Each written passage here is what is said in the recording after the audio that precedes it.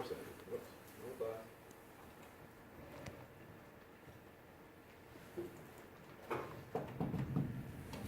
Good. So we ended up working on number 7. So we have to set up NAT. So network address translation is basically going to allow us to have a device, in this case a server, right, that is sitting on this network over here off of router 2, switch 2, to the internet. And this handy dandy little table here, let's see, gives you the translation, what the local IP is, that's corresponding to the 192.168.68.50, and the NAT IP.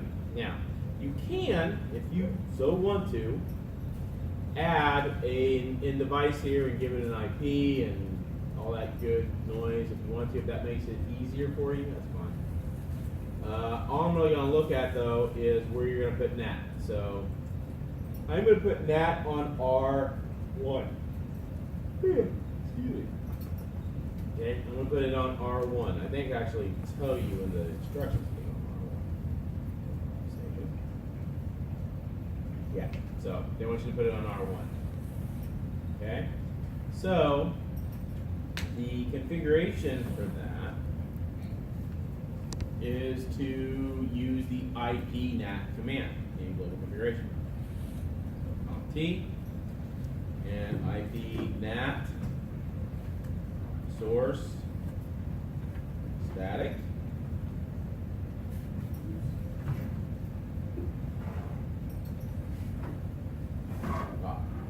So we have to define whether it's an inside address or an outside address.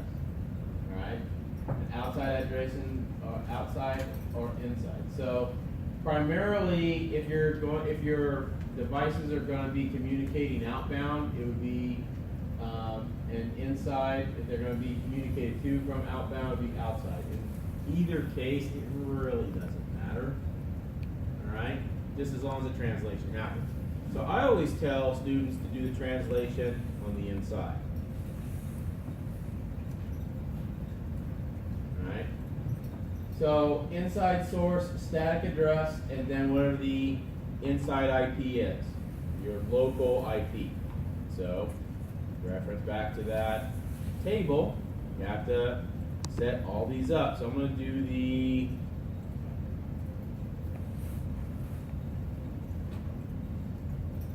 ADACS server, which is 192.168.50.4.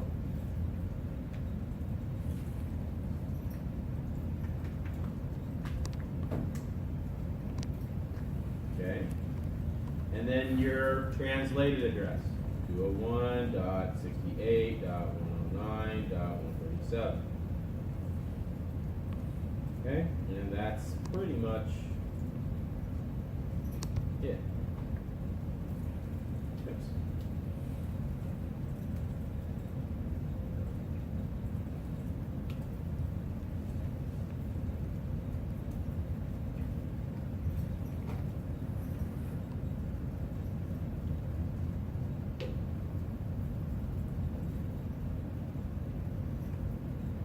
Okay. So if I show run, you will see that that is it right there. There's one additional step. You need to go through and do all those individual additional translations. So you're going to need one for the file server, one for the SMTP server, one for the web server, one for the BlackBerry server. Okay? One-to-one.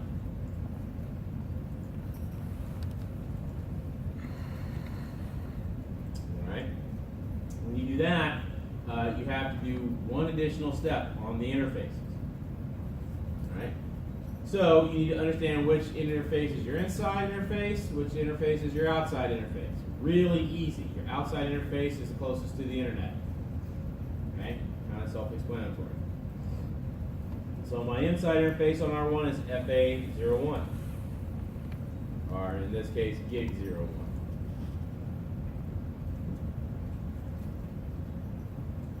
And I have to give it the command IPNAT inside.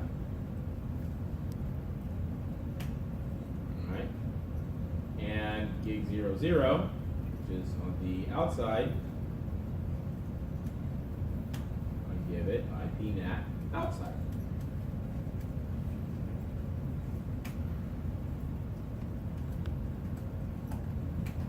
So when we do a check here, you see that we have IP NAT outside on the outside interface, IP NAT inside on the inside interface. We have one of our static NAT statements there. We need to do the additional 4. Questions on number 7? All right, moving on. Number 8. Set up PAT for R1. Create PAT entry so the workstation subnet 172.21.00/24 is translated out R1's external interface. This is done very similar to those static statements with a slight modification. Okay. Again, go back into global configuration mode. IP NAT. Oh, wait. We have to define the traffic. We've got to be able to tell the PAT statement, if you see traffic coming from this source, right, do this. It's kind of like an if-then statement. So we've got to set the interesting traffic. We know the interesting traffic is going to be traffic coming from 172.21.00/24. So what type of an access list should I write if I only need to define source IP? Correct. I can make it just a simple numbered ACL. IP access dash list 10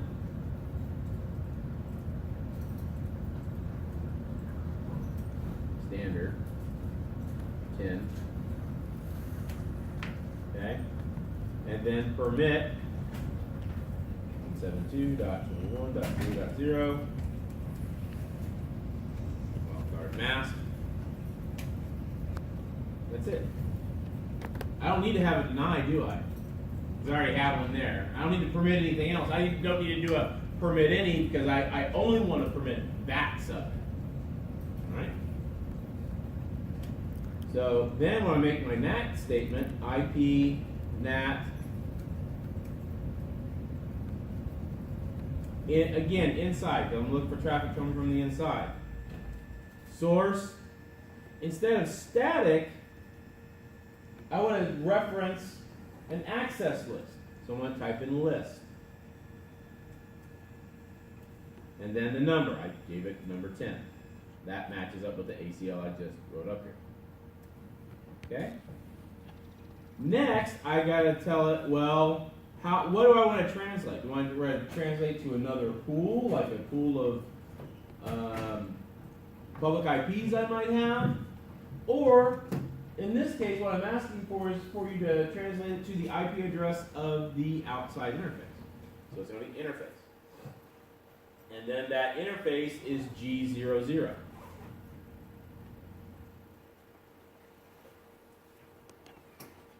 And last but not least, I want to use the overload command so it creates a PAT, port address translation, so that I can have multiple inside addresses use that one single interface address.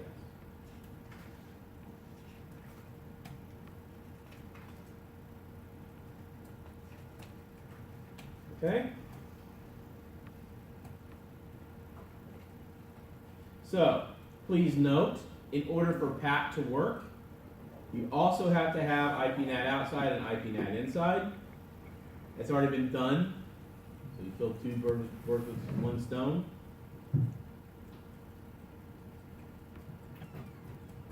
That's why if you forget this command, you'll still get 4 points because you did those two commands in the previous step.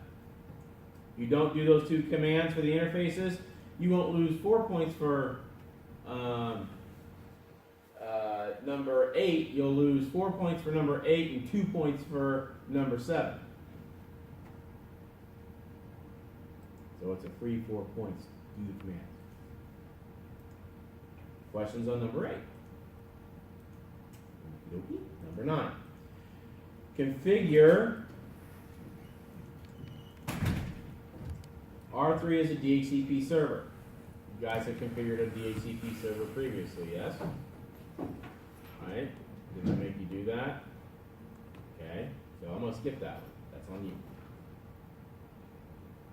Set up AAA on R1, R2, and R3 so that users are authenticated by the Active Directory server. Use Cisco 123 as your radius key. You've done that before. That's a review. Homework week 3, if I'm not mistaken. Week 2, yeah, week 3. Week 2 or week 3. Please reference back. I'm doing that. Need help? Ask. 10. So now that we have got most of this set up, now we get into the high-end security piece of this. So there are several sets of access lists that you have to write on R1 and R3. You don't have to write any access lists on R2. R1 is a general access list to permit traffic from the outside world into those networks. Okay, so remember, you used NAT previously. Okay, so I don't know if I covered this. I will now. In a router, as packets are coming in an interface, right, they hit the ACL first. If there's an ACL tied to that interface. So, destination addresses in the IP packet will be pre-NAT. So, destination packets will be pointed towards the public IP. If the packet passes the ACL, then it gets translated, then it gets routed in a router. In a firewall, it's all kinds of backwards. Okay? It gets NATed first. If there is no NAT, the packet gets dropped. Right? If there's a NAT statement, it gets translated. It then goes to the ACL. If it passes the ACL, then it goes to the route table. And this is just in Cisco. Palo Alto does it a little bit differently. Checkpoint sends it to the routing engine first before it goes to the ACL. It does like the ACL filtering last. I don't know why, they just do it that way. Right? So things are kind of convoluted. But the hardest part is just understanding where NAT happens in a system. So with that, bring back R1.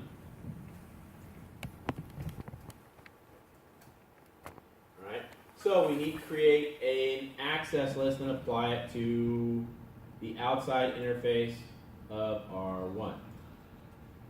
This is, this is going to be an extended ACL because we're dealing with source and destination as well as protocol, destination protocol. So I'm going to make a named access list. IP, access list, extended. I always like to name the access list, personally, for the direction the packet is coming from and going to. Alright? If you name it something else, that's fine, I'll figure it out. But it's just a good practice to do from and to. So this is coming from the outside and going to the inside. So I'm going to call it out-in. I'm going to hit enter. Now I'm going to go into access list configuration mode. My first one here for number 11, allow SMTP from the internet to 192.168.50.25. Okay, so permit. SMTP uses what protocol?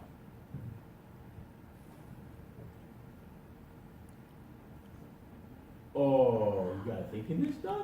Yeah, we do. SMTP is, I'll give you a hint, is it UDP or is it TCP? TCP. TCP. Alright. Now, from the internet, where do you think my source is? From anywhere, right? I won't be able to accept anywhere. Any? Where's my destination?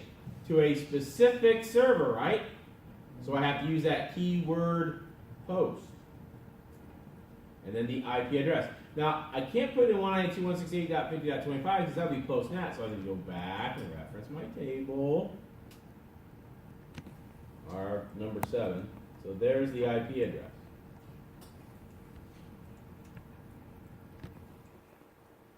.168.109.139. And what port do I want to send that to? What port is SMTP? TCP, but what port does it communicate on? 25. That's that.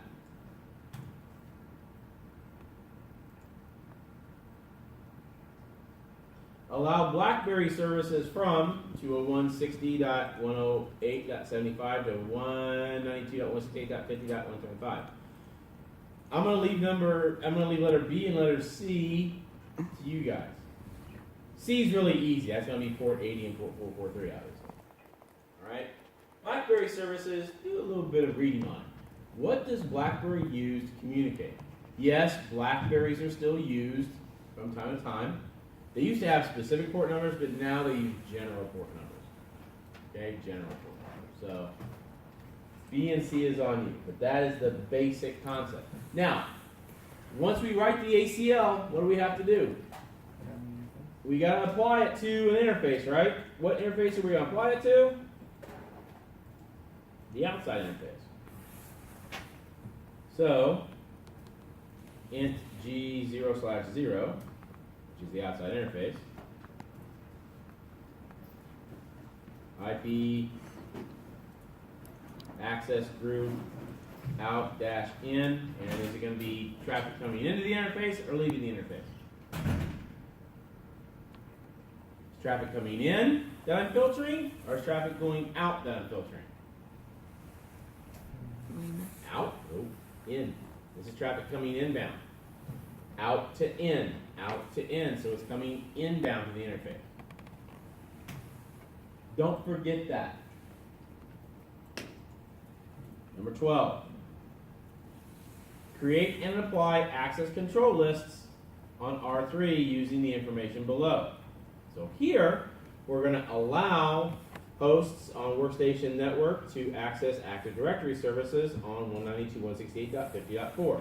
So, on R3,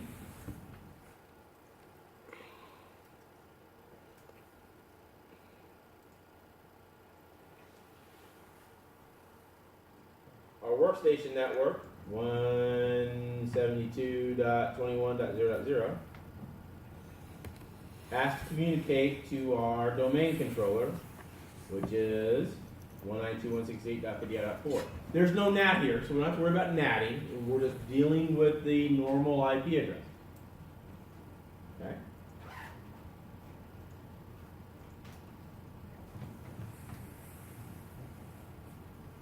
Block workstation host from accessing 192.168.50.43 by SSH. Block all workstation hosts from being accessed by the telnet.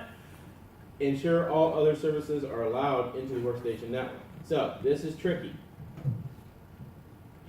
So, allow hosts on the workstation to network to get to the AD server. Okay, that's one ACL. Block them from accessing ACS services on the same server. That's still on the same ACL. So we're talking about two different entries. Block workstation hosts from accessing 192.168.50.43. That's still via SSH. That's still going to the same network. So that can fit onto that ACL as well. So A and B are going to be entries on one ACL.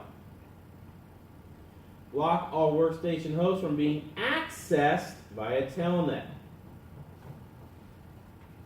Ensure all other services are allowed into the workstation network. So, we need to have not one, but two ACLs for 12. Not one, but two ACLs for 12. One inbound, one outbound. You can put them on the same interface. I would suggest you put them on the FA01, the Fast Ethernet interface. Okay? You can put one on this interface and one on this interface. There's several ways to do this. Guess what? They're all right. Well, most of them are all right. Primary thing is I'm looking for 2 ACLs. Okay? So, number 1 is tricky because I'm looking for all 80 services. At least I'm looking for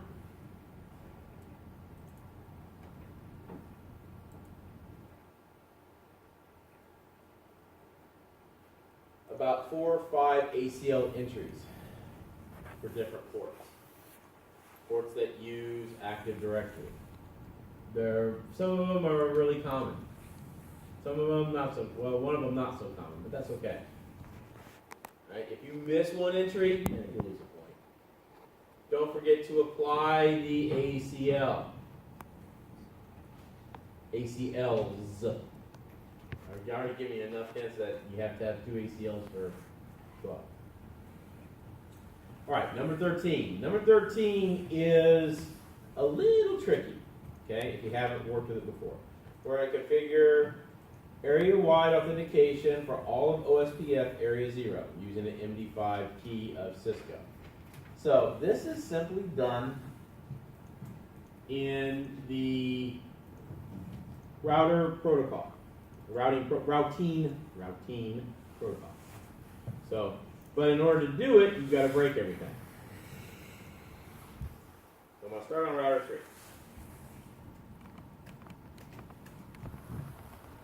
All right.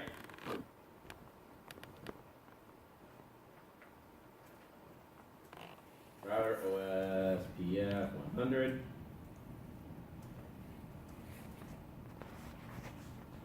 So area 0, authentication, message digest.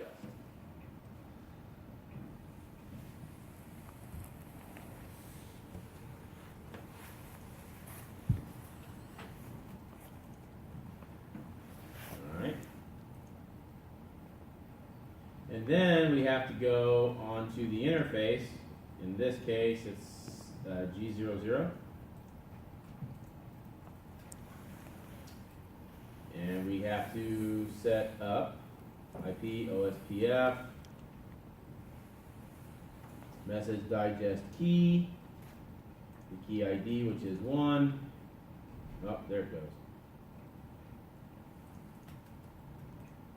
I'll take that back. Let's do this first. I think we only have to do this with, oh, we do have to do the interface component, my bad. So int G0/0, IP OSPF,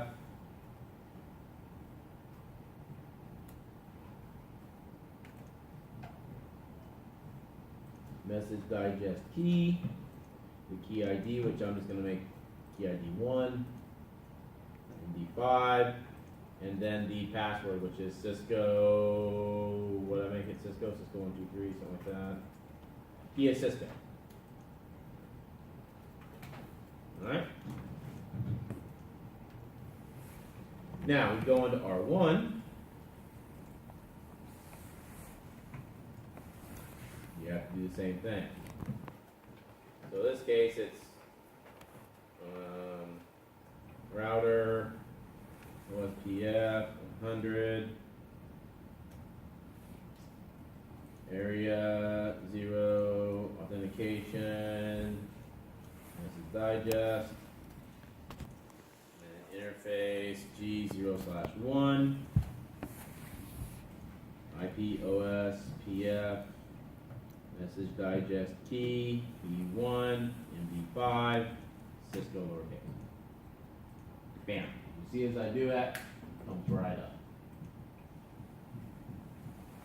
So what this does is prevents rogue routers in your routing domain. Okay? So I just can't attach a router, kind of guess what, or do a little bit of sniffing, find out you're running OSPF. Oh, hey, they're running OSPF. Oh, hey, they're running process ID 100. Oh, hey, let me attach in there and just take over as your designated router. All right? Let me grab all your routing tables and help me to, recon your network. Or worse, let me break everything in OSPF so I can take down your network. This helps to prevent that. Okay? So one more time on R2. We'll call it a night. Or well, I'll ask if anybody has any questions on anything, I should say.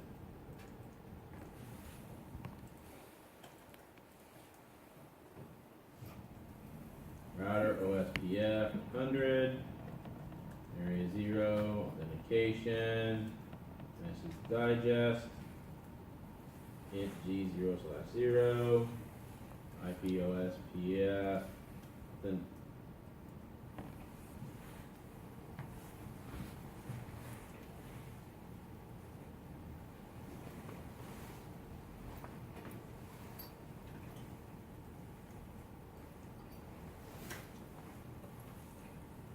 all process at 100.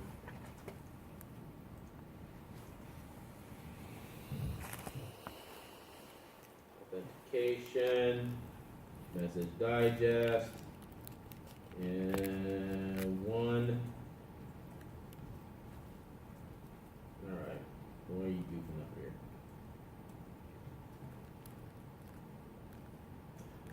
Message digest key 1, MD5. Cisco. So silly. See it come up in a second.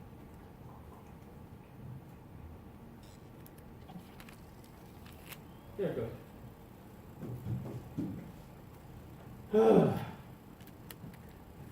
So, 2 commands, one in the routing protocol, one on the interface. Kosher? Kosher. Questions? Short night tonight. Next week we're going to cover lab 4. It's going to take about as long. Yes, sir? Is there any what do you think would be the best way to test to make sure that everything's working properly? Oh, excellent question. So, a couple different ways you can do that. You can set up another switch out here with a PC, and then you can use the functionalities of browser or mail or whatever and go into the servers that you set up here, right, and see if your access lists are working, your NAT's working, things of that nature. Okay? I'm really looking for connectivity more than anything else. So, well, the first thing I do when I grade, oh, also, unwritten rule.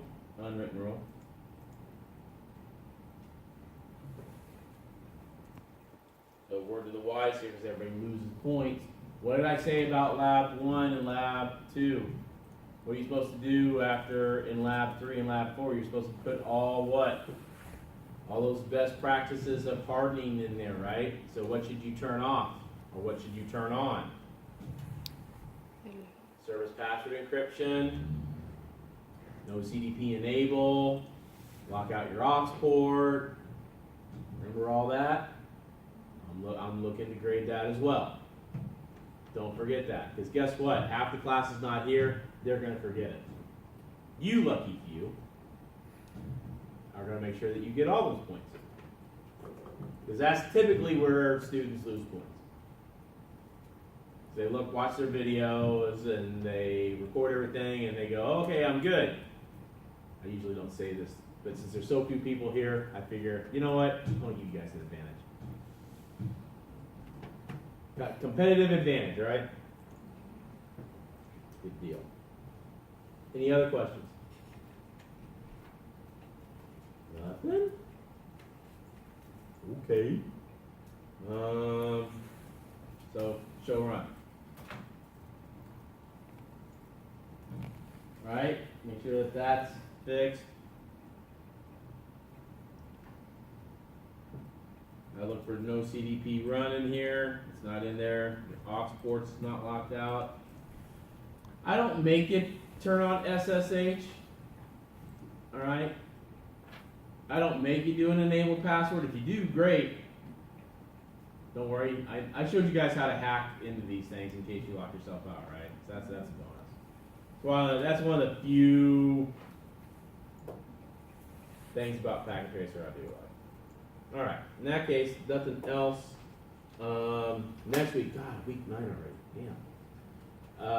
We will go over Lab 4 starting on Tuesday after lecture, and we'll get through it next week.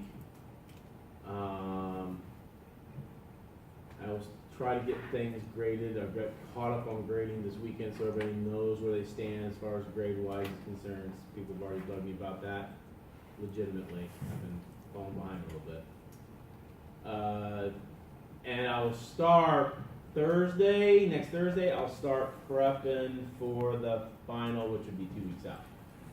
Right? Yeah, 2 weeks out. Give you guys plenty of time to study. Because some of you did really good on the midterm. Some of you did not so good on the midterm.